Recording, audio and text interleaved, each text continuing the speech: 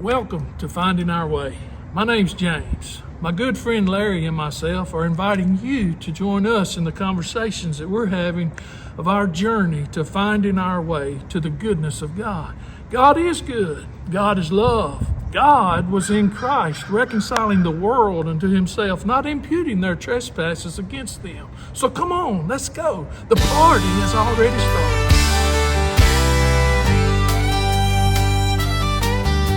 Winds howl through the narrow lane, but faith lights up the darkened plain.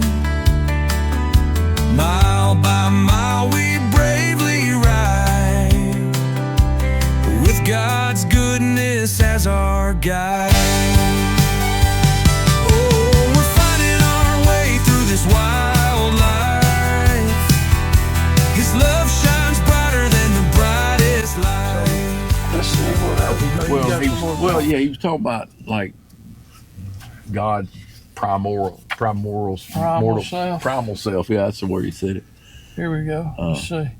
A self desires to please itself, to express itself, and so on. How does God, the primal self, do that? Yeah. He says here, now, Yeah, that's his words. by the begetting of his Son, to be the object of his love, and the Son receiving and returning the love of the Father, and the Spirit of the Father and the Son proceeding forth to express the same love nature in all creation. Yeah. He's trying to describe that Trinitarian dance of Father, Son, Yeah. and Spirit. So he's not, I don't think he's necessarily trying to say before time there was a time that God begat his Son. That, in other words, God was alone in himself. I don't No. think that's what he's trying to I say. don't think so either. Because over here, he says, for God is the eternal three, Yes. loving and serving each other. He's, like you Right. said, he's just trying to describe that eternal relationship, preferring one or the other, that dance that I like to think of as a tango, and they get so excited in themselves and all, and the creation just bursts out, and God is so enjoying himself. And he's, hold up, let us make one in our image, in our likeness, that we can share ourself with. Yeah. Yeah. That's where we were born out of that. Our origin in the face of God when he breathed into his nostrils the breath of life. And you told me that time Adam opened his eyes and he was in the face of God. That's our origin. That's where we are. Yeah. Well, In the heart, in the face, in the dance. Yes. Let's get out of tango. Oh, you didn't man. teach me that, James. I don't know it either, but it's a sexy dance. It's a sexy dance. Oh, it's good. Yeah. Go ahead. No, it's good. Well, okay, I have my language problems about when I hear begotten, Yeah. it has a ring of Time. Yeah. of a beginning, and that I don't think that's not the exclusive use of that term. I'm not sure we've got. I don't think I have a term I'm any more pleased with than that. I just have to let go of it being time-based, because Jesus is the eternally begotten Son. But there's no beginning there in that. He's the only begotten, but at the same time, there's not a beginning in him. God's primal self, the primal God. He's just saying, before he did anything there, when it was just God. And that begetting, I don't know. I never have been able to really. There's a psalm, and there's Hebrews 1. It talks about this day have I begotten you. Right. And I realized there was a day that the Word became flesh. Yeah. in Bethlehem. Okay, I get that, but that goes back to God's an eternal being, and we're a time. Our minds are time oriented, and so we have some problems there with that. But I'm not trying to go down some rabbit hole trail here about. It's an eternal Trinity. There's always been Father, Son, and Spirit. There's no beginning to any of them. Yeah. Even if the language seems to imply that sometimes, or I can't satisfy somebody with my explanation of those verses. Yeah. That's all right. At least that's where I'm at on that. Yeah. But in that love relationship that they eternally possess, there was a point in time when they birthed this creation and humanity, and we had a beginning.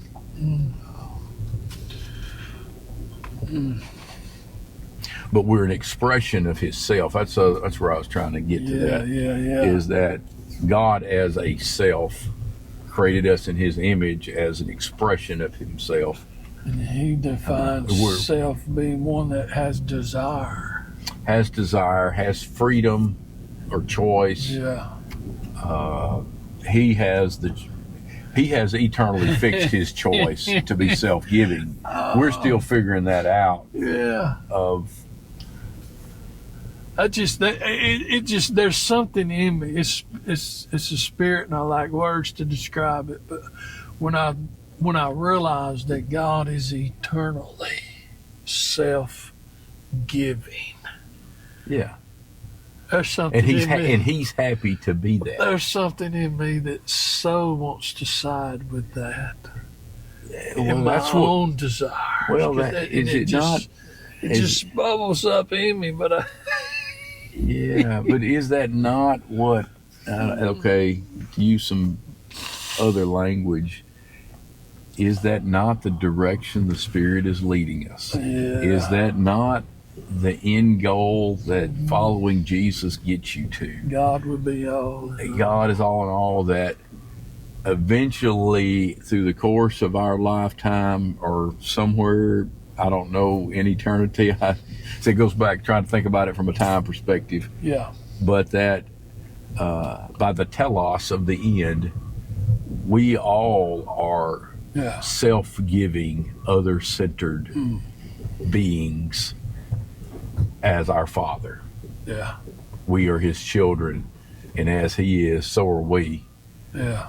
Now that we are that today, but we don't choose. We are that in identity or in possibility or potential. Yeah. But often I'm still repeating, I'm going to say, the falling to the temptation of Adam and Eve in trying to prove I'm something by what I do, or I'm trying to eat of something that's forbidden to try to get what I already have. So there's a repeat of that. But even at that, that's even slowly getting out of me. Yeah. Where I see temptations for what they are and walk away from them easier and easier than I used to. Yeah. Well, for me, there's probably something in me that realizes, if you go down this self-giving road, you'll have to be crucified. Yeah. But hey, can I take up my cross and follow? Well, and that's the thing. Sometimes, when we know, you and I have been around enough to know we ought to be self-giving. Yeah. But sometimes I get tired of self-giving. Yeah. Because my self-giving is more out of my flesh than my spirit, or out of my strength than His, or out of some duty over love, or step out of that spirit, as it were, into the flesh. This goes back to, I just run out of words to try to describe my human experience. Yeah. Because there are times that self-giving is it's like no other choice, and it's I'll use the term fun, exciting, enjoyable, pleasurable. Yeah. This is life. But then there's times and occasions and days when it's not. But that's a maturity issue, I believe, and just a growth and a mentality and coming to a better understanding of what it means to live as a beloved child of God. That's right. Ease up there just a little bit. That shade. Yeah, that's Yeah, thank you. But one of the things he says about the self is the relationship from one self to the other self, which is relationship or friendship. yeah. Okay. The value of friendship, it's like the proverb of iron sharpening iron, is we're sitting here having conversations about our journey and reading the Bible, following Jesus, knowing God, all that kind of stuff. And we learn from one another. I got a way I say it, you got a way you say it. Yeah. Part of our friendship is we want to be accurate, but we don't want to be legalistic. Yeah. How can we say it better or Yeah, I might say clearer? something totally off the wall. Yeah. But But we all give right. each other grace about that. Yeah. Now, sometimes we'll come back and go, hey, how can I say that better? Or is that the best use of that term? Or I don't like to say it that way because that sounds legalistic. Or, Yeah. may not be, but it sounds that way. Yeah. But some of that, it takes another person to bring out some of what's in someone. Yeah, you helped me realize it wasn't necessarily the translation, but it was my filter. I was reading it through. Yeah. Yeah. The scripture. Yeah, I've got, the older I get, the more I realize the filters I have. Yeah. And I will say that's where reading different translations has helped me, because when you read them in different translations, it makes you hear it different or get a different filter or change the tone of what you're you see reading. different nuances in the words. Yeah, I was reading something earlier. Colossians 1, verse 12 says, your hearts can soar with joyful gratitude when you think of how God made you worthy to receive the glorious inheritance freely given to us by living in the light. And that word, living in the light, can be translated by enlightening us. So it's God enlightening us that enables our hearts to soar. Yeah. Say thanks for tuning in. Hope you're being blessed by our conversations. Reach out to us. I'd like to hear from you. Findingourway.co. You can go there. You can find where the show is, all of our podcasts, YouTube, everything's there. Even got a little blog. There's a place that says contact us. Hit that and you can send us an email. We'd love to hear from you. Wanted to give a little plug for this book that I'm reading from in this show. A book by Norman Grubb. It was first published in 1962. If I'm reading this correctly, this is from my uncle who had this book in Vietnam in 1968 when he was there. Also, the things we're talking about, the finished work of Jesus and how that he was the lamb slain from the foundation of the world. There's a good book that has really blessed me in my journey. Robin Smith wrote this book. The title of it is It Is Finished. I want to share with you just a little blurb from the back cover of the book. It says, what if 2,000 years ago was the catalyst that changed everything? What if Hosea and Isaiah saw something that we haven't fully grasped? This book, I've been blessed by this book. Thanks for reaching out. Y'all be blessed. Old Grubb's talking about oneself. Takes oneself to know another self, idea, concept, Yeah. and that being the foundation of relationship. And of course, if the relationship's going to have the purest of love, it's going to be other-centered, self-giving in that. Yeah. I think about different people bring out a different side of you that you wouldn't see otherwise. I think about when someone gets around a little bitty baby, you act a fool because you start doing baby talk Yeah. and sticking out your tongue, and Mm-hmm. you act different. That little child's bringing out a part of you that nobody else brings out. Mm-hmm. Same thing with maybe skill sets or talents that you might have. You don't know somebody has musical talent till they get around the instrument. That's right. Yeah. Or I didn't know you could play the piano. yeah. And you're never going to know that till we get around the piano. Yeah. I mean, I guess I could tell you, but Yeah. I never knew you could till we got around the piano one time. yeah. Same thing like singing. Didn't know somebody could sing Or couldn't. that they could until they actually did. One way or the other. It's either way.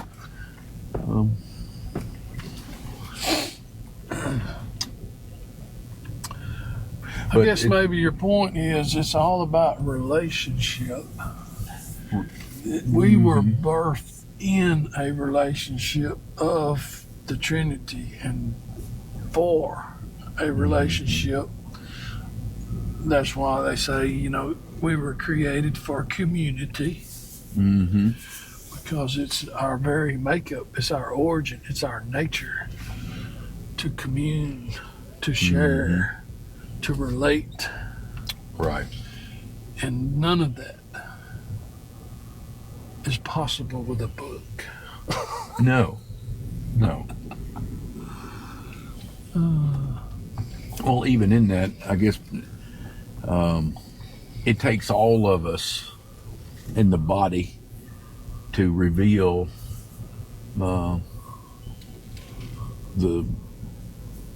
person of God, what's in the head, I guess, because we're all unique. We all reflect His glory in a different way. And then even in that, as we experience Him, it's in the experience of life. Yeah. It's in real life doing that. There's opportunity, and you see a side of Him. I think that's what, and we don't have to talk about this, but it just come up in my mind for me. That's what's so, shall I say, volatile? I don't know if that's a good term.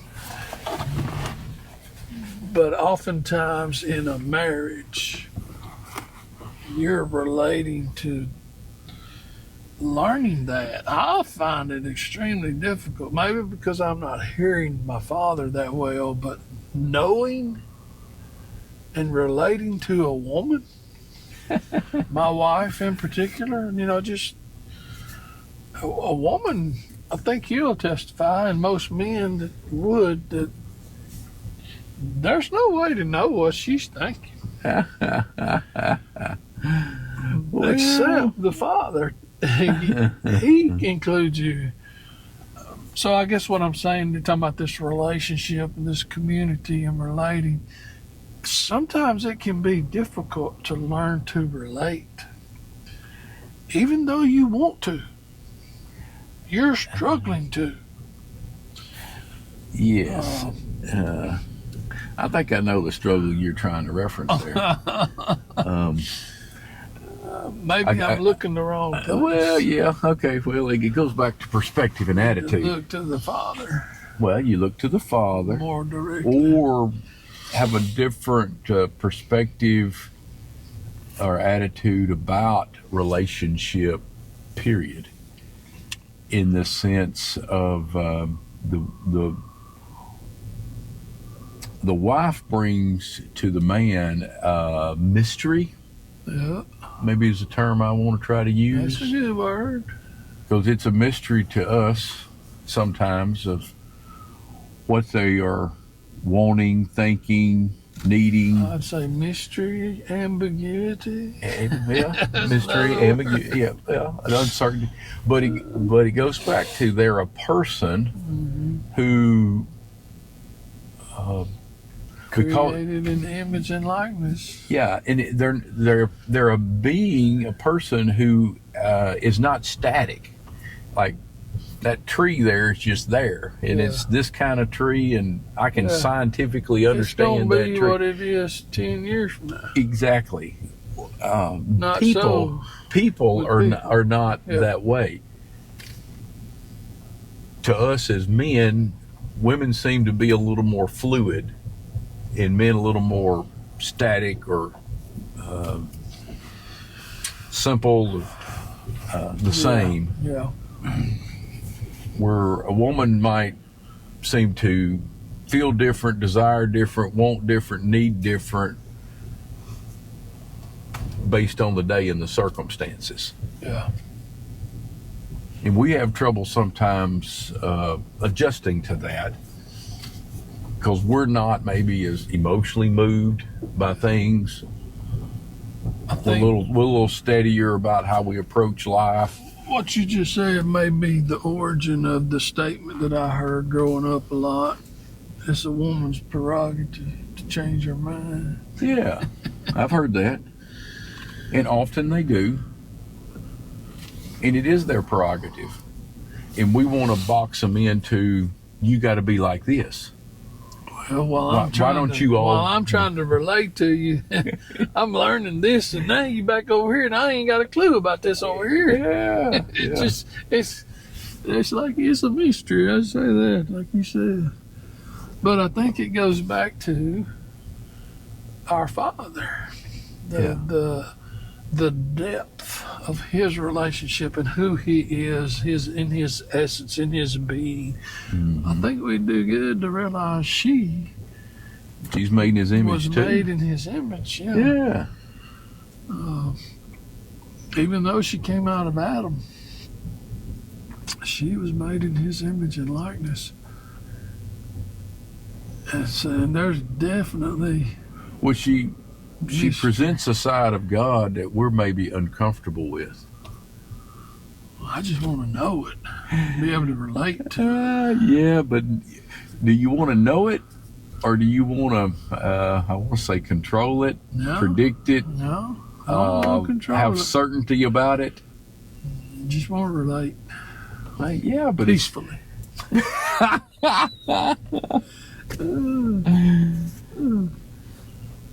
But it's just a learning. But that goes back to, if you want to know it, then you have to discover it every day. How about that? Oh, okay, true. But do you get tired of having to discover it every day? I just know. No, I don't mean to. You go ahead and turn that camera off. We'll get talking much more. Christy, be after you. I'll incriminate you here on. I don't get tired of having to pursue it. Is that what you're saying? Not pursue. That's not the word I probably wanted. I get tired of banging heads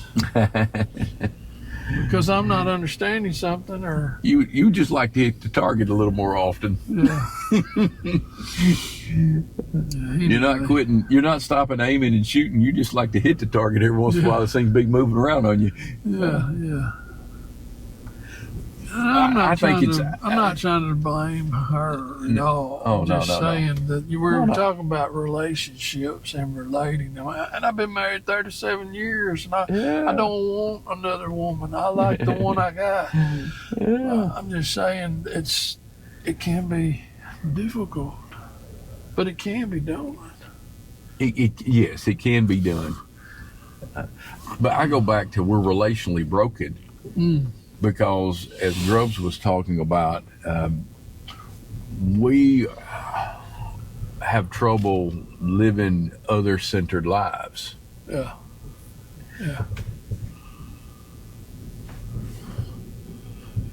And don't know it sometimes. Maybe. Okay, how about this? In an average marriage, husband and wife, either one is pretty blind to how self-centered they live in the home, but acutely aware of how the other one is. Yeah. I was going to say, not that that's a fair assessment, but I was going to say maybe I could be more deeper, if that's the way to say it, in my self-giving or other-centeredness. Maybe I could be more other-centered. Yeah, I think we all I could. don't doubt that there's a need of that, but I endeavor to live there. But I think some of it is, I'll bring up a stupid illustration, which my normal illustrations are, that it's like you're trying to be attentive, servant-hearted to the other. So you bring them a cup of coffee. Yeah. Only to find out when you get there, they wanted a glass of tea. And you're like, here I am doing my best to, you drink a cup of coffee every day at 10 o'clock. Yeah. But today, You want tea. you want tea. Yeah. But instead of just, I'll bring you tea, or I should have asked you before. But yesterday when I asked you, you said yes, because I always want a cup of coffee at 10. Yeah. Yesterday. So I didn't ask you today, but today you. I think that if that's a bad illustration. No, it's a good illustration. That the difficult. I give illustration to express the difficulty of relating in other-centeredness, because both people have needs, wants that are changing, and is in a state of flux. We're all like moving targets. Yeah. So it's really like I'm trying to hit a moving target, not realizing that I'm on a running horse while I'm doing it. Yeah, that's tough. That is tough. And the reciprocal is also true, because in my mind, I'm not a moving target. In my mind. Yeah. I always want what I want. Yeah. Which might be different in 2 minutes. Hey, thanks for listening to us talk about how we're finding our way. We hope it helps you find your way to experiencing the goodness of our Heavenly Father, the abundant life Jesus shares with us now, and the immeasurable love He has for everyone.